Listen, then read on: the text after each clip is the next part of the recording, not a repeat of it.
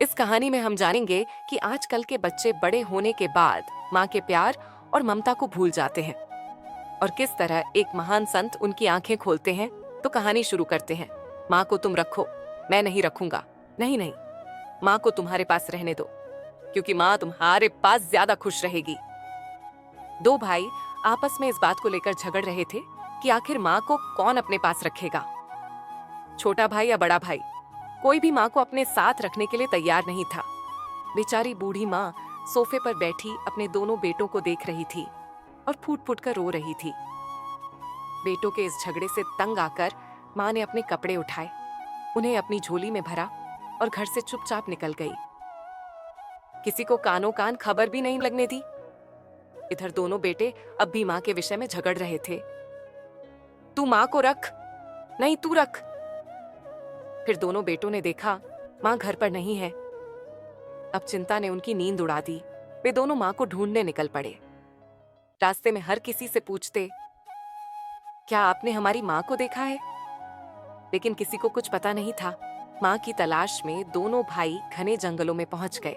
चलते चलते उन्हें तेज प्यास लगी तो वे एक नदी के किनारे पानी पीने लगे। तभी छोटे भाई की नजर एक संत पर पड़ी, जो एक बड़े पेड़ के नीचे ध्यान मग्न बैठे थे। उनके चेहरे पर तेज था।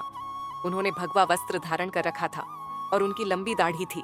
छोटे भाई ने बड़े भाई से कहा, चलो इन संत महाराज से पूछते हैं, शायद वे हमारी माँ के बारे में कुछ जानते हों। जैसे ही दोनों भाई संत के पास पहुंचे, संत ने अचानक अपनी आंखें खोली और क्रोध में बोले, यहाँ से चले जाओ, मैं तुम्हारी कोई मदद नहीं करूंगा। यह सुनकर दोनों भाई चकित रह गए। उन्होंने विनम्रता से पूछा, महाराज आप ऐसा क्यों कह रहे हैं? आप तो महान संत हैं, आपको सब कुछ पता होगा। हमारी माँ कहीं खो गई है, कृपया हमारी मदद कीजिए। संत गंभीर स्वर में बोले, तुम दोनों अपनी माँ के बेटे कहलाने के लायक भी नहीं हो।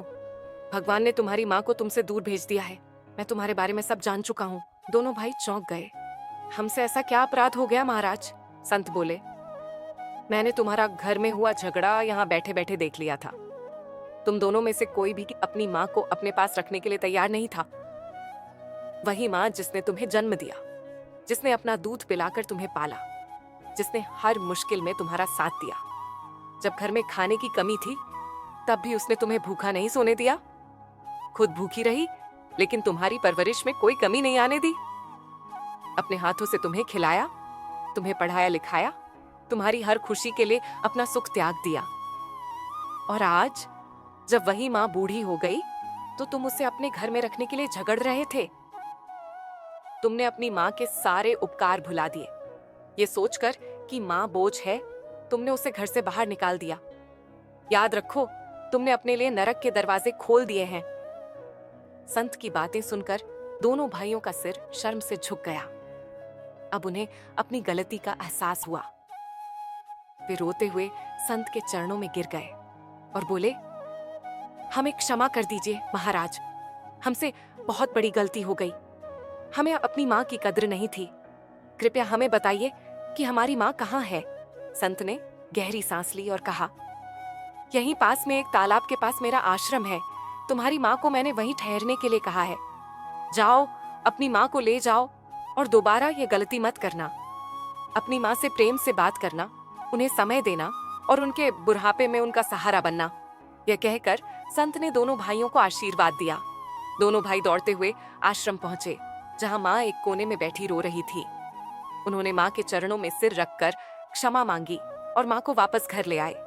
अब वे अपनी माँ का आदर और प्रेम करने लगे और परिवार में सभी खुशी खुशी रहने लगे। शिक्षा। माँ दुनिया का सबसे बड़ा उपहार होती है। हमें अपने माता पिता का सम्मान करना चाहिए, क्योंकि उन्होंने हमारे लिए जो किया है उसका कर्ज हम कभी नहीं चुका सकते।